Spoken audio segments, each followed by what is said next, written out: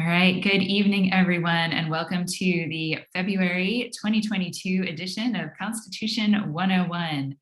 My name is Emily Voss. I am the Director of Education at the Robert H. Smith Center for the Constitution at James Madison's Montpelier. And this evening, we are joined by Robert Strauss. And Robert is the author of The Final Founder, John Marshall, an unconventional biography, which features several very quirky essays on American history inspired by Marshall's life. And for those of you who've joined us for a long time, John Marshall is going to be an interesting addition to our discussions. We have not previously gotten into much to do with John Marshall or really much to do with the Supreme Court. We usually spend quite a lot of our time, thinking about Madison and Madison's legacy. But Marshall is really pretty key to Madison's legacy and the Constitution's legacy as well, because Marshall is the reason that we understand the Supreme Court as it functions today. So I'll briefly mention that Robert's previous book is called Worst President Ever, a biography of James Buchanan, which won the gold medal for biography from the Independent Publishers Association. He's a graduate of Carleton College and attended the University of California Graduate Journalism School. And he lives just 8 miles from Independence Hall, just over the river in New Jersey. So for those of you, again, who are joining us for the first time, or those of you who are return visitors, this is an interactive program, and we would love to be able to hear from you. So at the end of Robert's presentation, we will have lots of time for Q&A. So please, at any point, use the chat feature or use the Q&A feature, and you can post questions anytime. And I'll be prepared to give those questions to Robert at the end of the program. So with that, I will stop talking and I will officially hand things over to Robert Strauss. Thank you so much. Hi all. Hopefully I know some of you. Look at this. Oh, get my living room. There's James Buchanan right above my shoulder, and there's John Marshall too. One of the things that I like talking about actually is how to make history sort of fun and entertaining instead of dull and turgid, which it often tends to be. I know there's a controversy about how we're teaching or may have to teach American history, but I'm not going to get into that tonight. I mean, it's hard to say how that'll wend its way to people's brains. But one of the things that people ask us, how did you get to talk about John Marshall? Well, here's the story. I mean, I wrote this book about James Buchanan, which came out in 2016. I've yet to write my thank you notes to Mr. Trump and Mrs. Clinton for helping the sales of my book, because it was called Worst President Ever, a title that I disdained when my editor came up with it, and turned out to be the perfect title because everybody knew a reason to talk about that. In any case, so you have a successful book, and your publisher has the rights to a second book, and he says, well, what other guy can you do? I initially came up with Henry Clay, and they said, well, there hasn't been a really successful biography of Henry Clay, and I went like this. I said James Buchanan, So I picked Marshall, and when I picked Marshall, I viewed him as the Zelig. Zelig was this character in a Woody Allen movie that appeared everywhere. Well, he was the Zelig of the founders. He was really everywhere. He had a little bit of everything.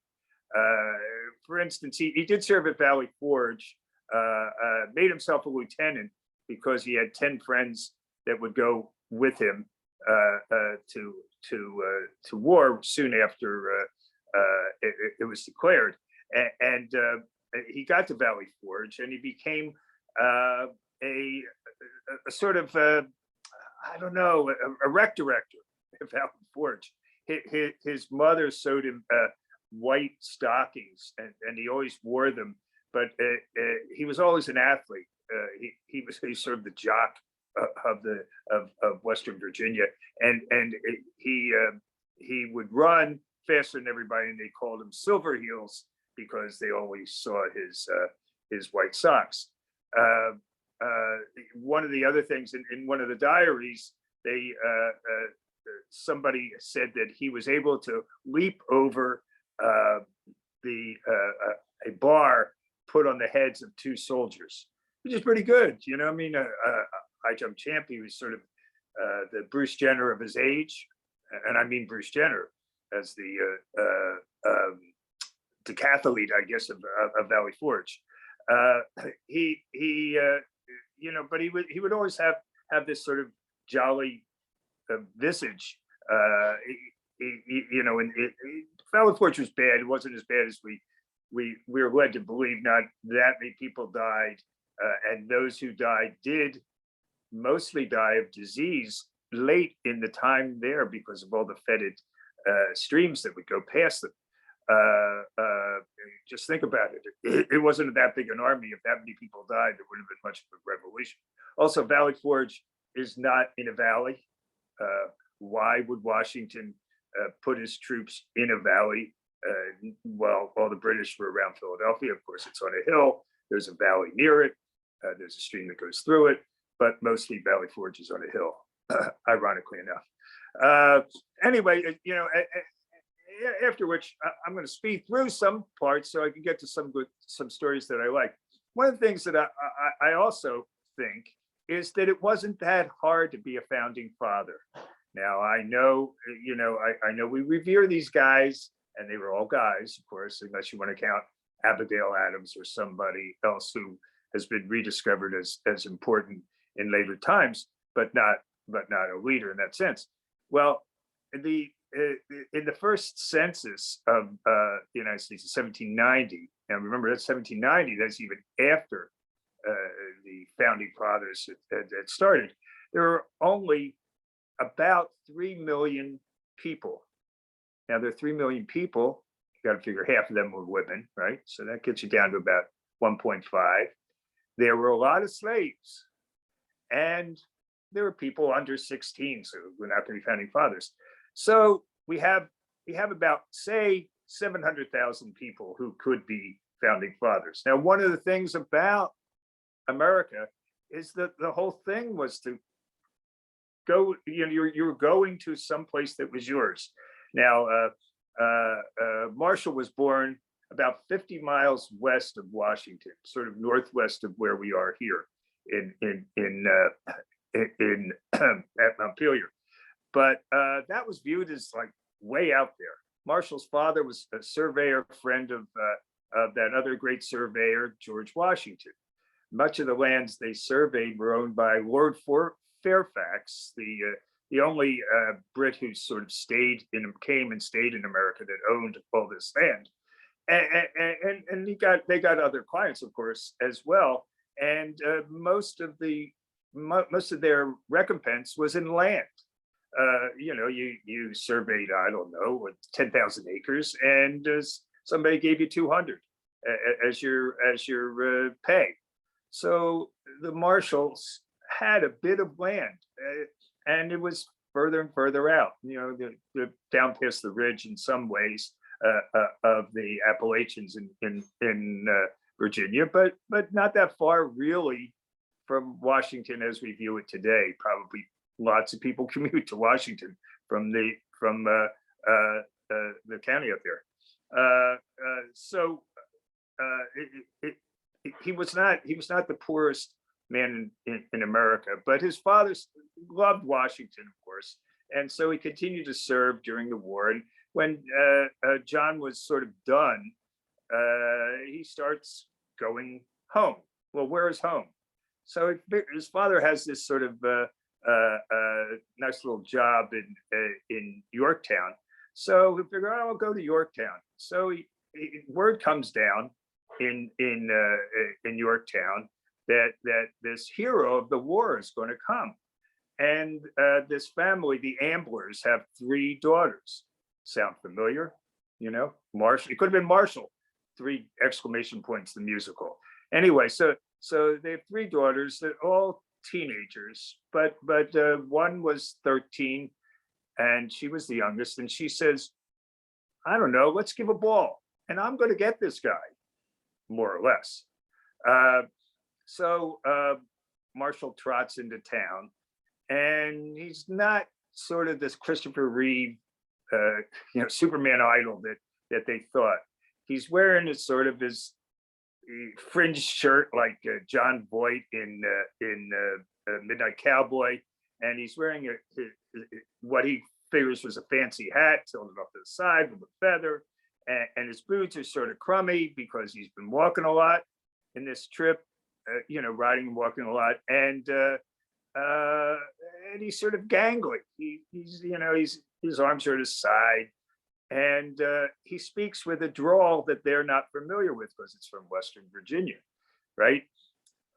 But in any case, so some at the party are disappointed. We know much about this party because the older sister wrote a lot in her diaries. Of course, they were all kept after she becomes, well, you'll see. Anyway, but he meets this 13-year-old girl, and he's sort of smitten. Well, not sort of smitten, he really is. And so he decides, I'm going to stick around. Well, one thing Marshall didn't have was a lot of education. He went to school for 1 year. His father sent him off to this boarding school, and he met James Monroe there.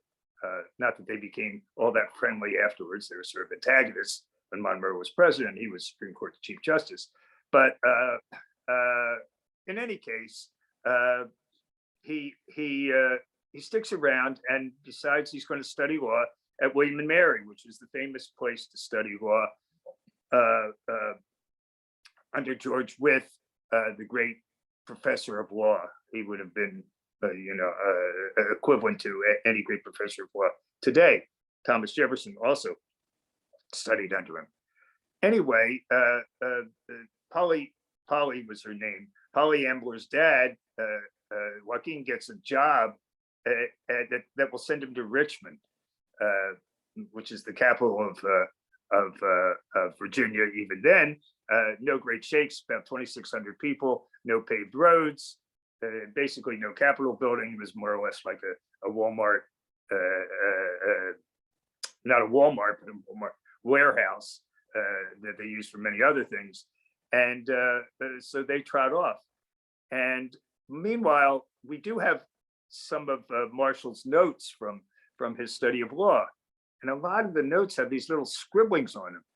And he's channeling a 21st century junior high girl, because he writes, P.A. and J.M. And it said, and they would have little notes about Polly Ambler. So in any case, he decides, well, I'm going to Richmond. And lucky that he is the governor of Virginia at the time is Thomas Jefferson, who happens to be his second cousin. And he applies to, one of the ways you could get a law license is to apply to the governor. The governor grants him this law license. He trots into Richmond. He starts courting this girl, who's now all of 14. And by the time they do get married, she's 15. Just like today, where I don't know if they had COVID, it's equivalent of COVID to push back all these ceremonies, but I guess that's sort of the way it was. And he becomes a lawyer in Richmond and becomes what is sort of known as the best lawyer in Richmond. And like I say, it's not that hard. There's not much competition in this town of 2,600. But he gets to see what's going on in the legislature, and he signs on to various committees. He sort of gets well known, and he develops the philosophy that once the Constitution is passed in Philadelphia, and he's been back and forth to Philly to see it, that the Constitution should be passed. Well, that wasn't. So there's in the Constitution, it had to pass in 9 states in order to become ratified, really ratified. It's ratified in each 9 states. So all these, it starts out, Delaware does it first, and New Jersey does it third, North Carolina does it fourth, but these are like incidental states. You're talking, Delaware today, perhaps. So, but really the two states that matter are Virginia and New York. Virginia at that time has almost a quarter of all of the people living in the United States. It's hard to imagine at this day, but it also included what became Kentucky. But even so, we lived in a Virginia-centric country. At some point, we moved to a New York-centric country, and now I'm sure we would say we live in a California-centric country. But at that time, for instance, there's some intimation by Adams that when John Adams, when they had the committee to write the Declaration of Independence, 5 people, Adams said that Jefferson was going to have to write it because he was from Virginia, and if somebody from Virginia actually wrote it, it would have more weight, no matter who contributed to it. And that was sort of the way it was. I mean, think of all the Virginians early Virginians who we know, Madison, Monroe, Washington, Jefferson, Marshall, Patrick Henry, and in some ways that's the start of a George Mason, George Wythe. So it comes to this point where Virginia and New York haven't signed on. There are 9 states that have, but good luck having a country without Virginia and New York, right? New Hampshire makes it the 9th state. So it's a really big battle, and our friends Marshall and Madison are on the same side. They are like in cahoots, seen together all the time, and their big opposition is Patrick Henry. In fact, the most popular man in Virginia. He was known as the greatest orator.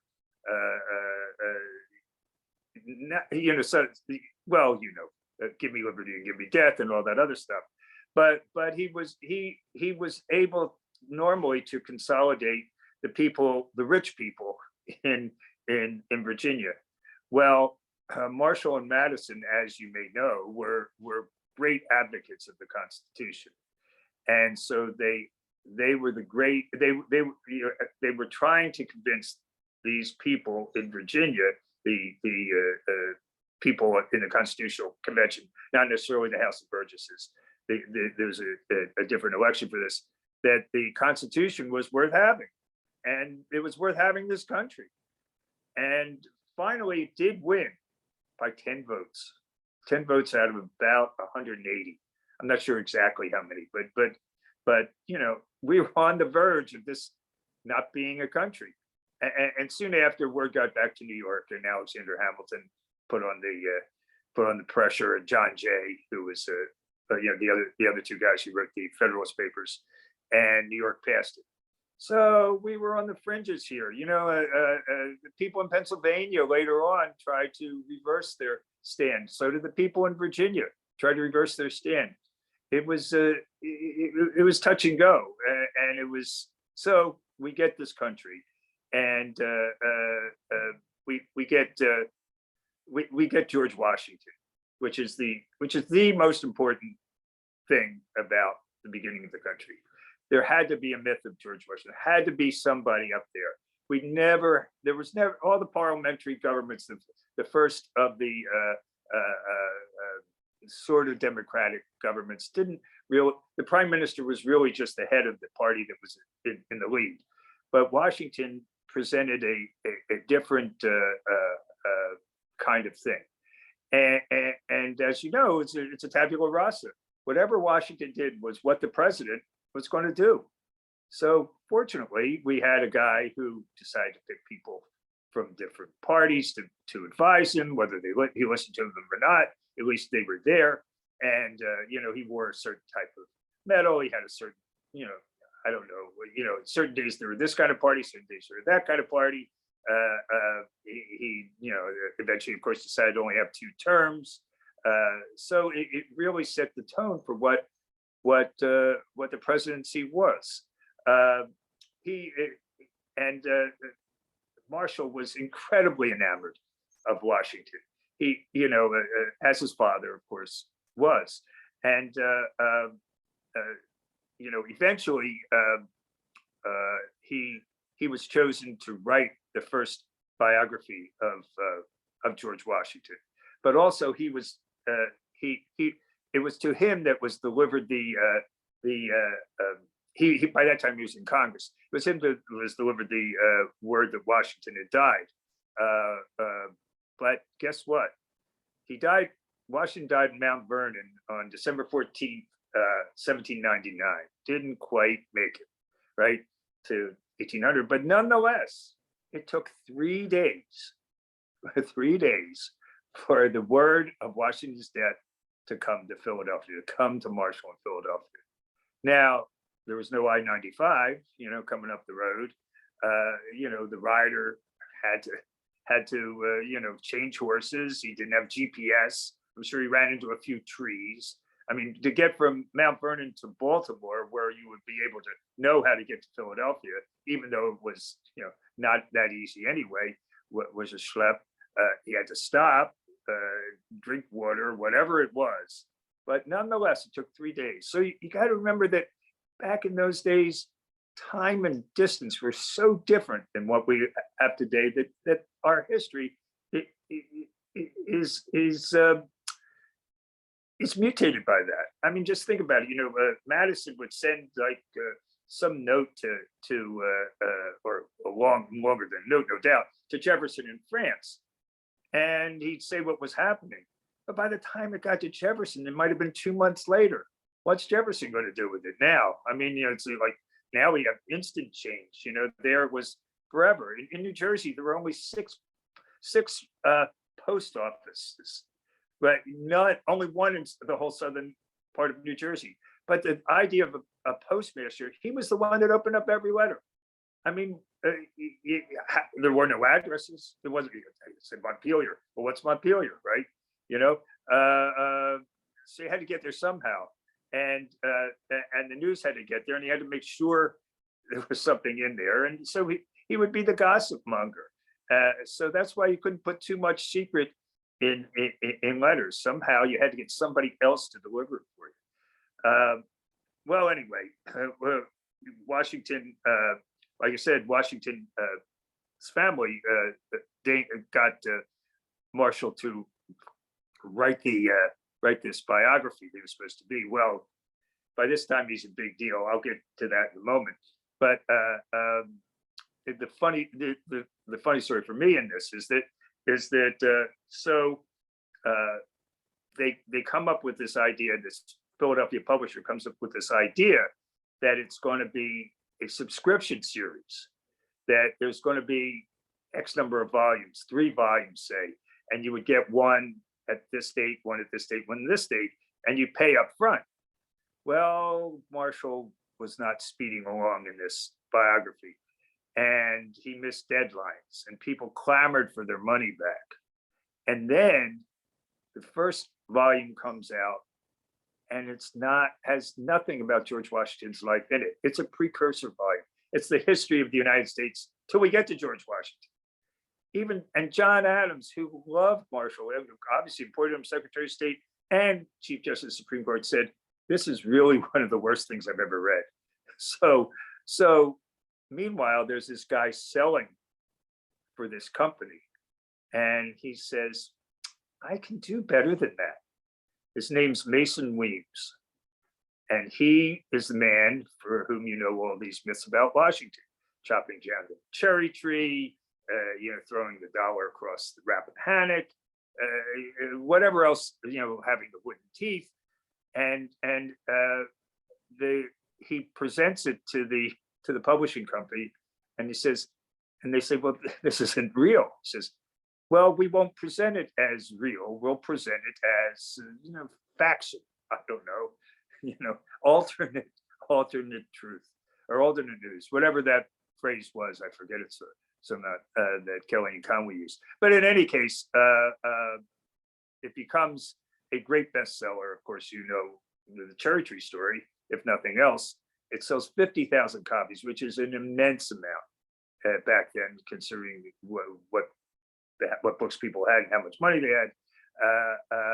So it was a great success. Marshall eventually publishes the other volumes of his study, but he's aced out. Somebody beat him to it. Didn't make much money, if anything, from the whole enterprise. However, we do know that there are several. Marshall used to take crate loads of these papers when he would go on the road for his judicial duties, and many of the papers have like little turns up the side, marks, grease marks on them if you go see them at the Marshall House. Anyway, so we're back to we're going to end with we'll end with the story of Marbury versus Madison, which in itself is sort of a fun little story, because we want to get our friend Madison in here. So Marshall disdains a few of his appointments. Washington wants to make him Attorney General, U.S. Attorney for Virginia. He says no. Adams wants to make him Attorney General. He says, no, I'm going to stay here in Richmond and make some money as the best lawyer in Richmond.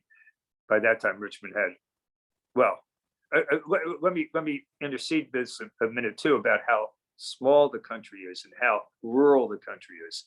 In 1800, the second census, but 1800, this is 24 years after the Declaration of Independence, there are only 5 places in the whole United States with 10,000 or more people. There's the 2 major cities, New York and Philadelphia, which have more or less 40,000 people apiece. And Philadelphia actually is bordered by 2 things that are now part of Philadelphia, Southwark and Northern Liberties, and they were the 6th and 7th largest towns in America. They had 9,000 people apiece. And then the other 3 are Charleston, Boston, and Baltimore. So, you think about, I don't know what town you live in. If you live in my town, Haddonfield, New Jersey, which has, 11, 12,000 people, it's bigger than practically every place in post-colonial America. So everything was rural. The idea of communication, and what's one of the things most marvelous about the founding of America is how did people in New Hampshire know what people in South Carolina were doing? Of the people who came to make the Constitution, most had never been anywhere near Philadelphia before. They all had to board together, and Philadelphia had a terrible water system. So I've always said that the democracy, or at least representative democracy as we know it, is based on the breakfast beer. They came up with something to avoid drinking the water called a breakfast beer, more or less a light beer, and everybody drank it. That's what they drank, or if you could get pressed juice from a fruit, but that was unlikely. And they all stayed in these boarding houses. In fact, so they talked to each other, and so they got to know each other, and they somehow brokered these compromises. Now I know we avoided slavery in the discussion of the Constitution, but in 4 months they came up with this document, while taken from other documents too, that is what we live on today in government, the Constitution, whether we view it the way Clarence Thomas does, or whether we view it the way Justice Ginsburg did. It still is sort of the standard that we use. You have to have some kind of standard. It's like the rules in baseball. You can break them, but at least they're the rules. I'm a basketball referee, so I love my wife calls me a referee apologist. Whenever the crowds boo the referees, I say, well, they really got it right. But so then that same case here. You're studying this document. One of the things about living in Philadelphia that was sort of interesting too, I know I'm diverging here, is that the story is, many people here probably know it, that Aaron Burr set up James and Dolly Madison. It was sort of the Yenta of colonial Philadelphia or post-colonial Philadelphia. Apparently, those of you who know Philadelphia, Dolly Madison, after her husband had died from the yellow fever epidemic, lived at 4th and Walnut, which is one block, more or less one block, sort of southeast of Independence Hall. And somehow Madison, who of course was sort of short and squirrely and sort of nerdy,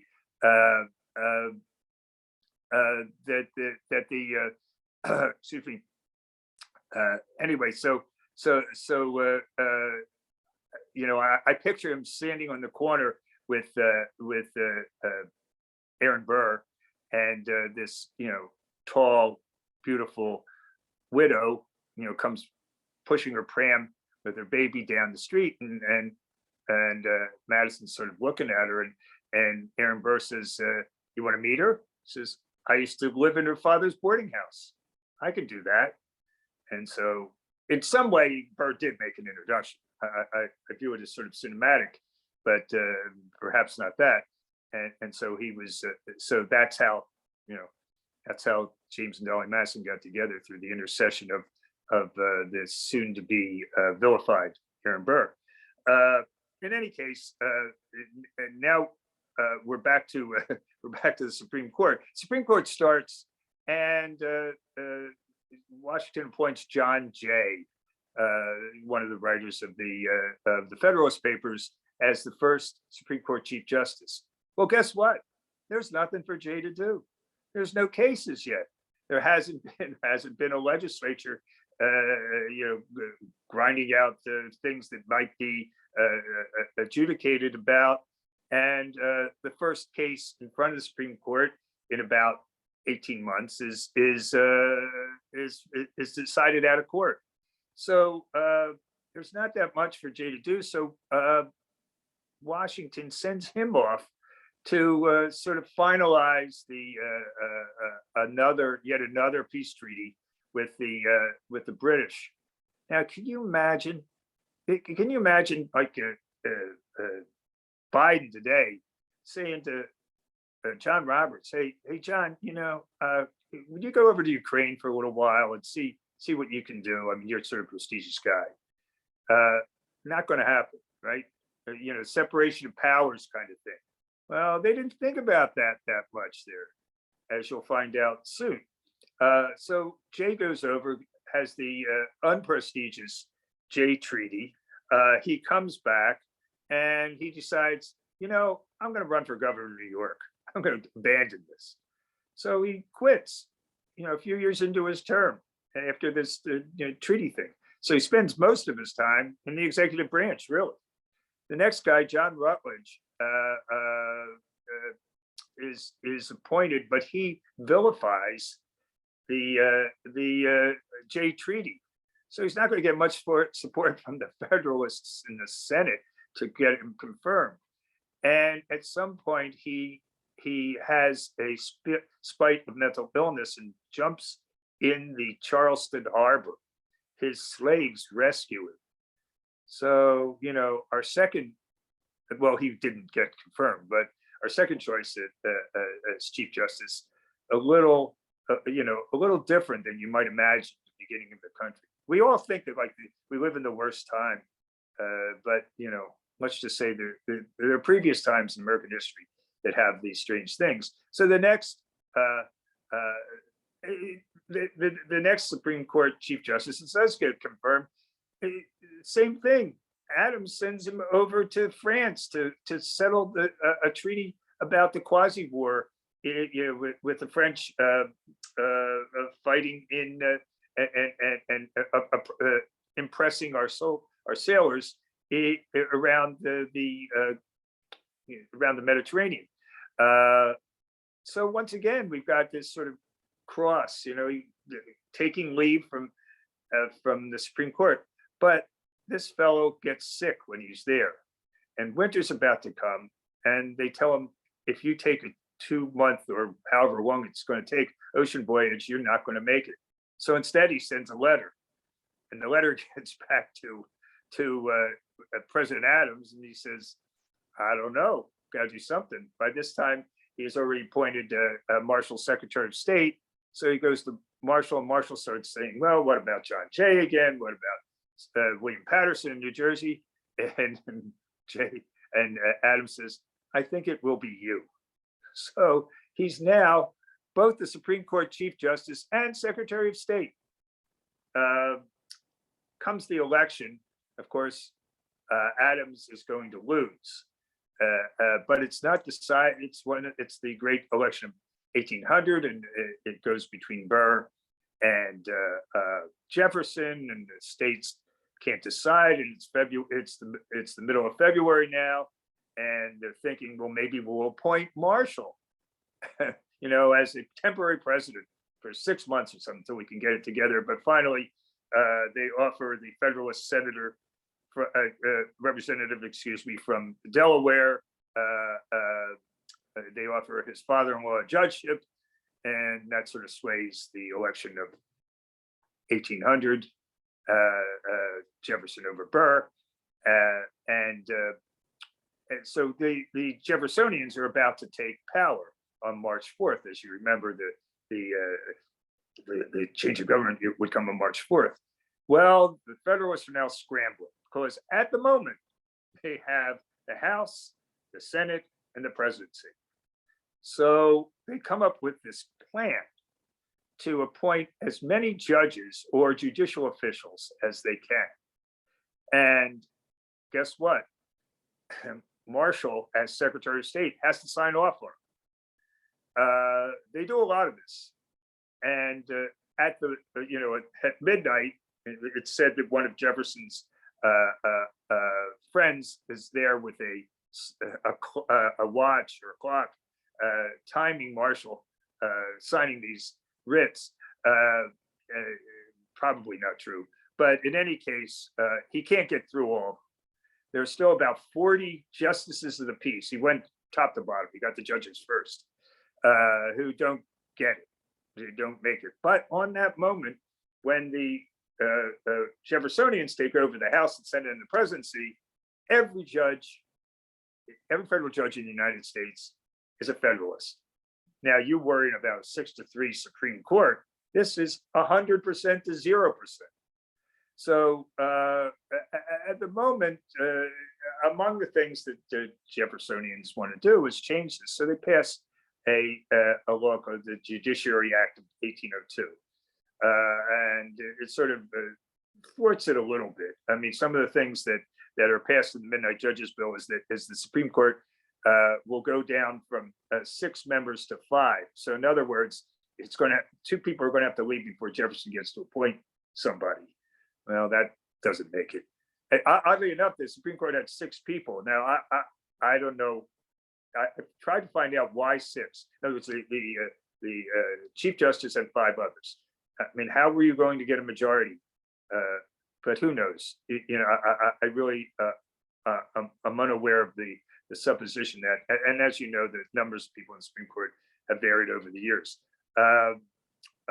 So in any case, Marshall comes to the Supreme Court, though, as Washington came to the presidency. He had an idea of what he wanted to do. The Supreme Court was languishing, was nothing. The Supreme Court met in the basement of the new Capitol building, in a room that on Sundays held church services, and some Saturday nights had parties, levees they would call them, the fancier parties in the basement of the Capitol. It's not exactly the way you might imagine it. And they only met 2 months out of the year anyway. We're on the circuit, going from court to court in various states that they were assigned. But Marshall has this idea that he is going to make the judiciary something. He's not sure how it's going to really end up, but he's going to make it into some leavening force in the government. Now, you can see as time went on, the legislature and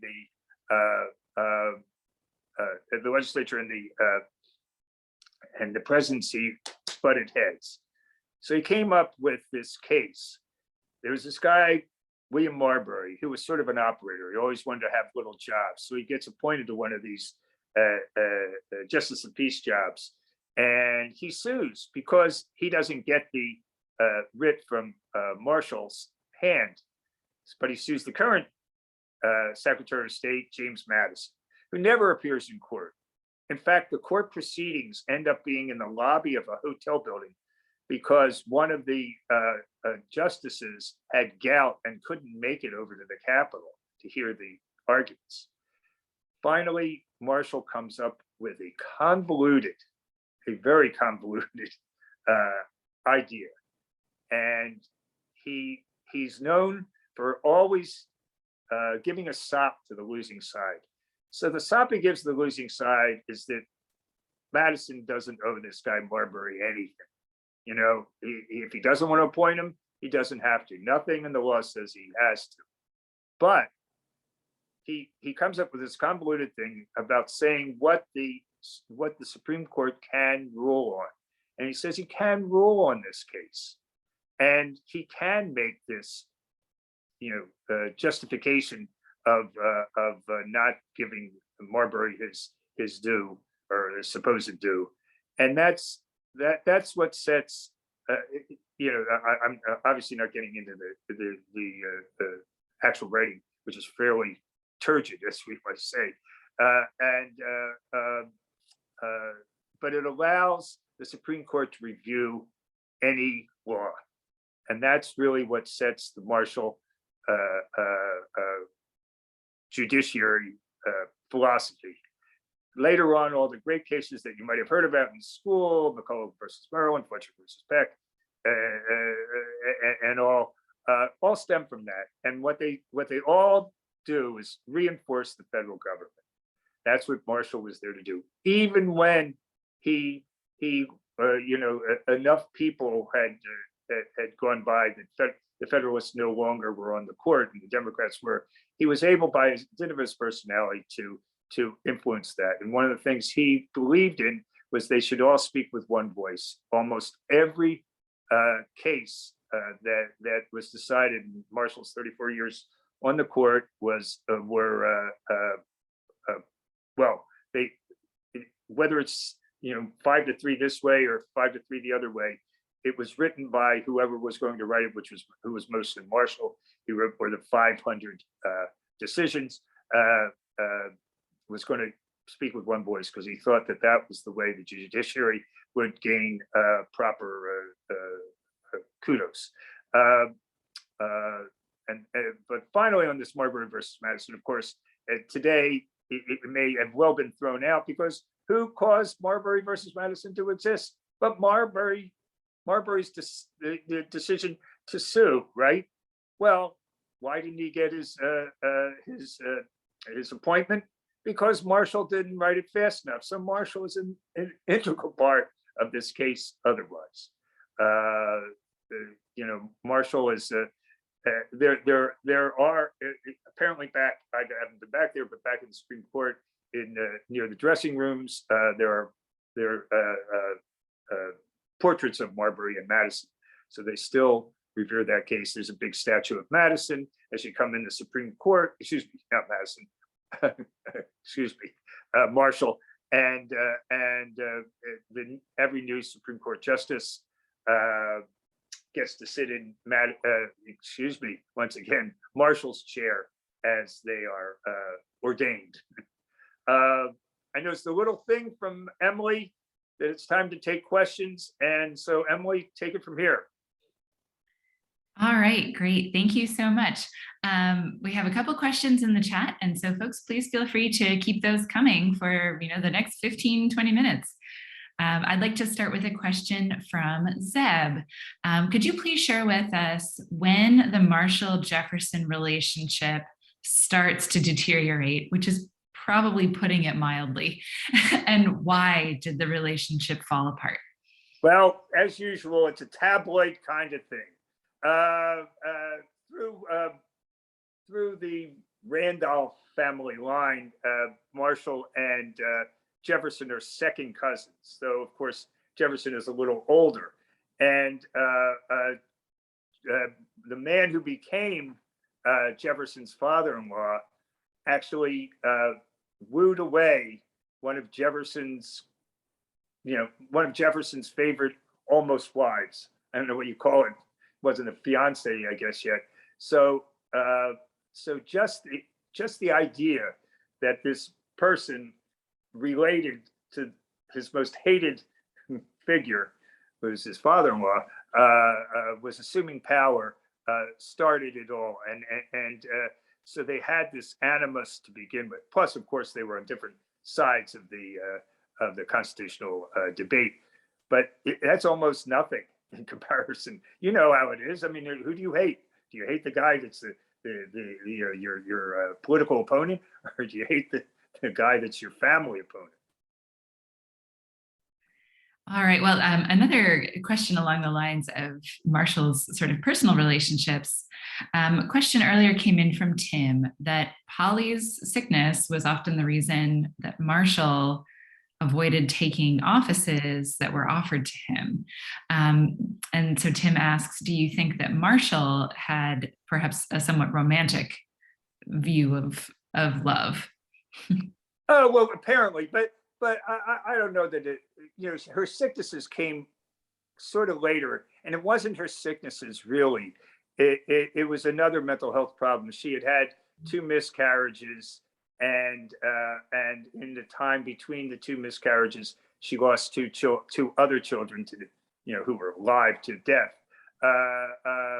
But that came after Marshall sort of was a bigwig, such as it was. But he may have had this romantic idea. And look, it is funny about how, there's this movie out now, like Licorice Pizza, right, where the woman is in her 20s and the love interest or whatever he is in high school, right? But looking at if it were the other way around, that movie would never have been made, right?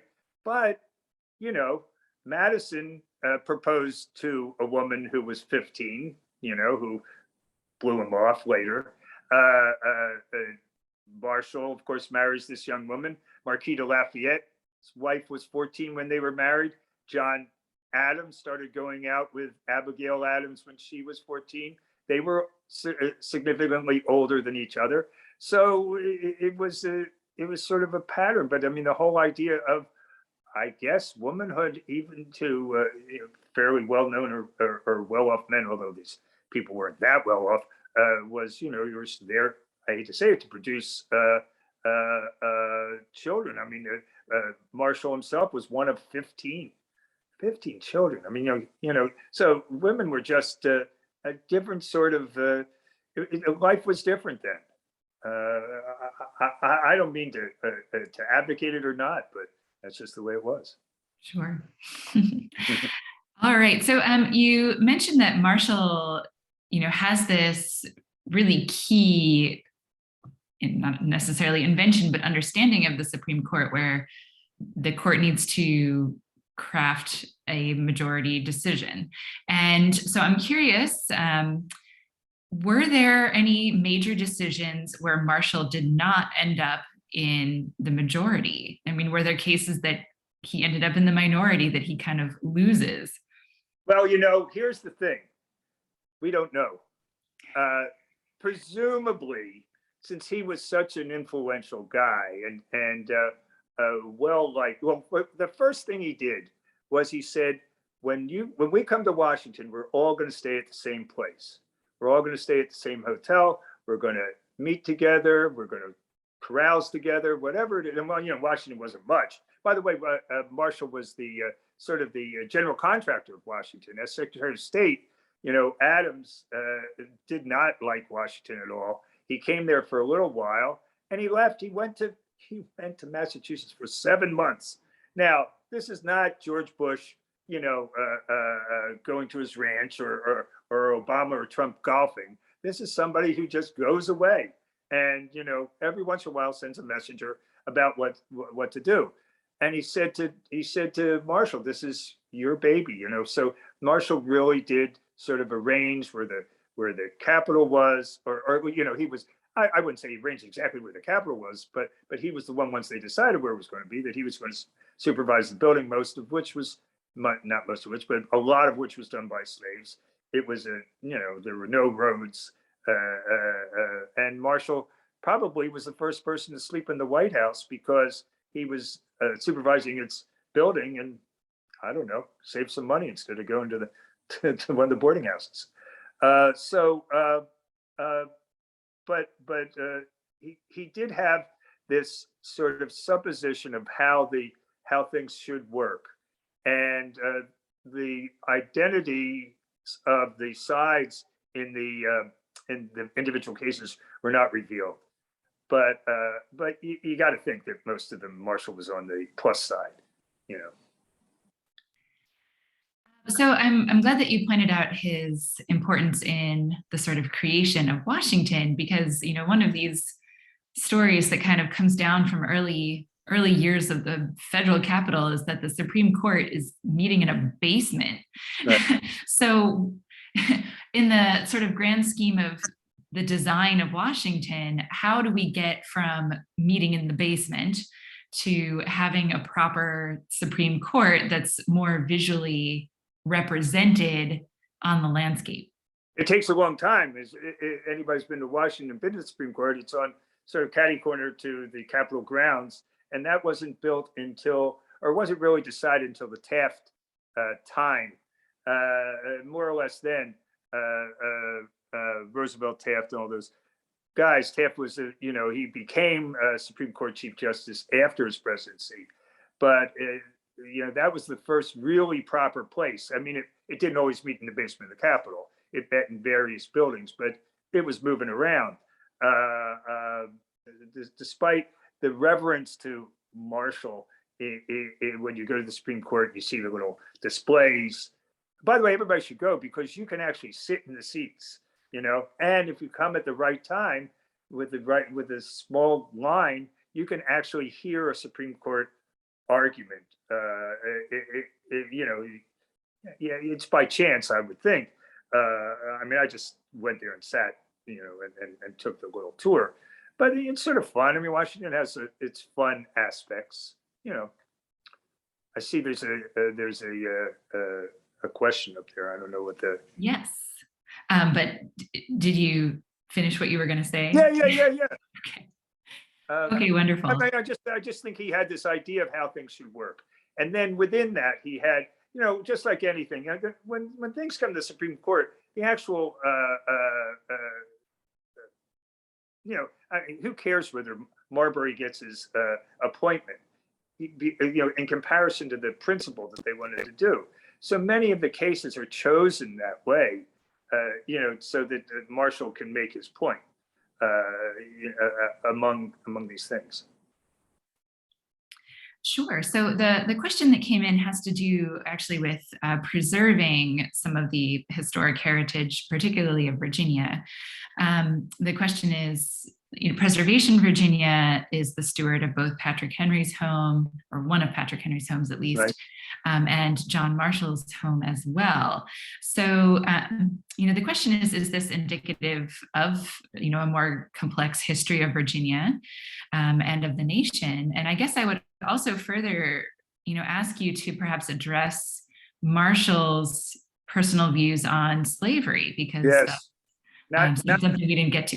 Mm-hmm. Yeah, well, last year, the Marshall College of Law at the University of Illinois, Chicago changed its name to, I don't know, Chicago Institute of Law. In other words, Marshall's name is off it. There's another Franklin and Marshall College and Marshall University are not going to change their names, but there's another law school that is threatening to do so. His views on slavery were like, I would have to say, like a lot of people of his time. He sort of thought, well, this isn't really a very good system, but it's what we've got, and it's what I have, and it's a source of income and or investment. it's not real good. And so there are not many cases that are decided about this, but from his writings you can see, and there are sort of minor cases of people applying to the Supreme Court for mastery. Of course, you know, he gives, when he dies in 1835, and the next guy up is Roger Taney, and he, you know, he does the Dred Scott decision, which, you know, is essential to breaking up the country.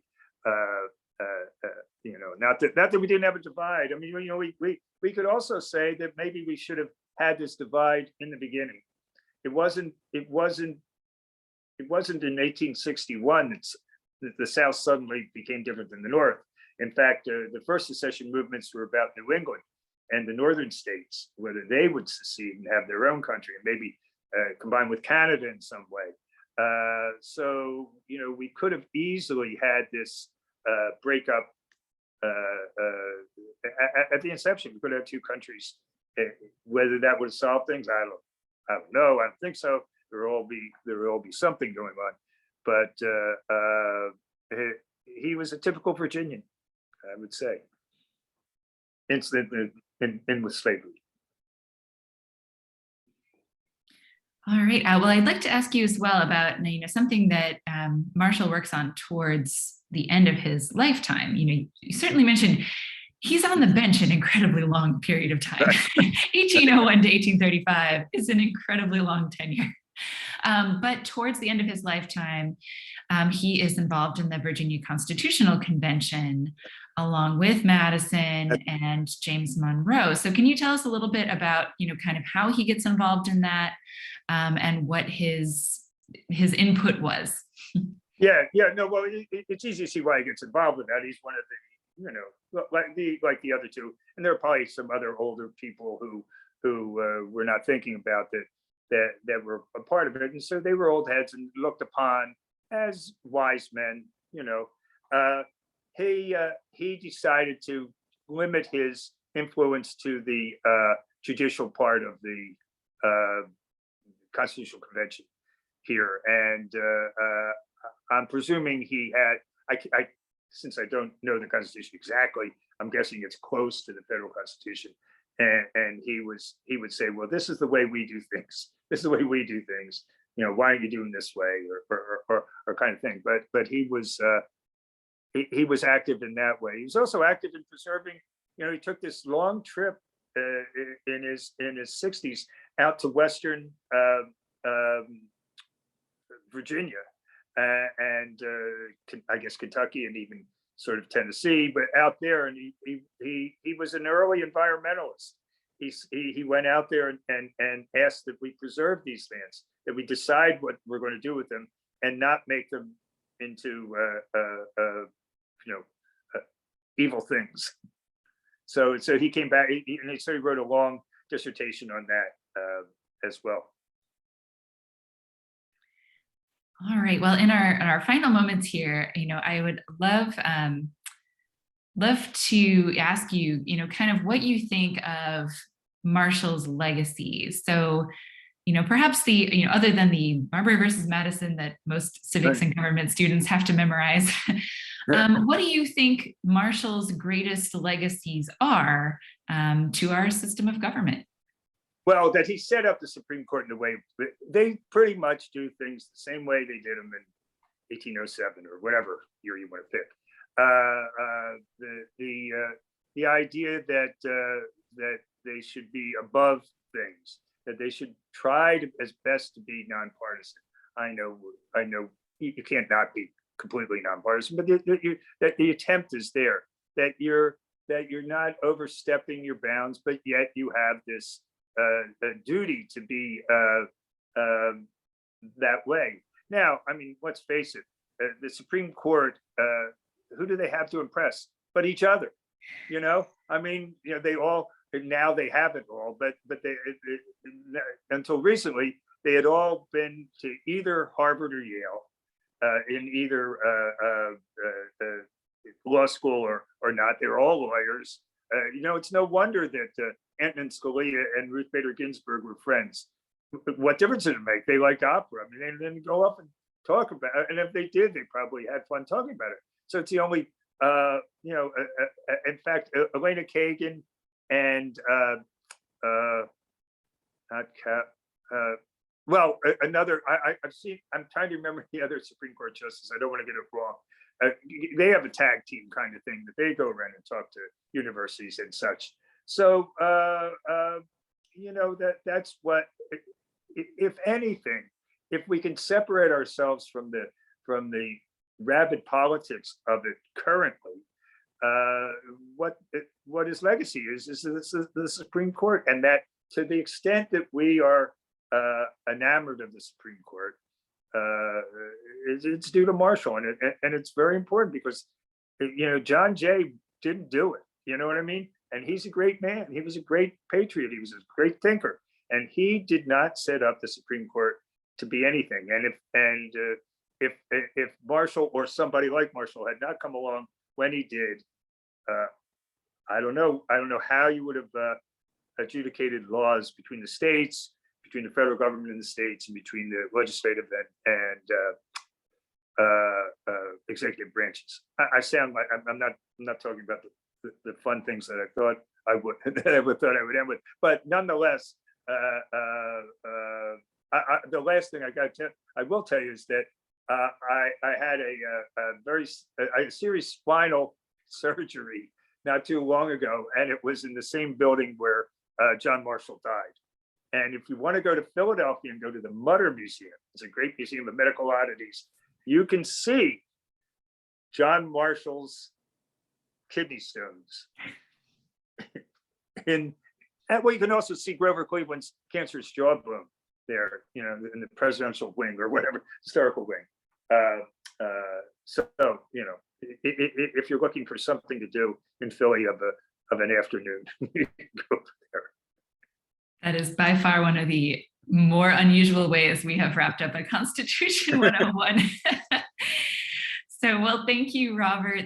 This has been a really fun conversation. And I would love to give folks the final reminder here. John Marshall, the Final Founder, is available at all of your major book retailers. So this early years of the court are super fascinating, and John Marshall is obviously a really interesting person. So please feel free to pick that up and learn quite a bit more. And for those of you who are looking forward to joining us next month, and we always hope you're willing to join us next month, our book talk for Constitution 101 will actually be on a Tuesday. It's a little bit different, March 16th. And the reason being, this will be the night before Madison's birthday. So our Constitution 101 talk will actually be author Kim Whaley, and she's written several books on how to better understand the Constitution and the Bill of Rights, and so she'll be our guest speaker on the eve of Madison's birth. So we look forward to seeing y'all then. Thank you all so much for joining us this evening, and have a great night. Thank you.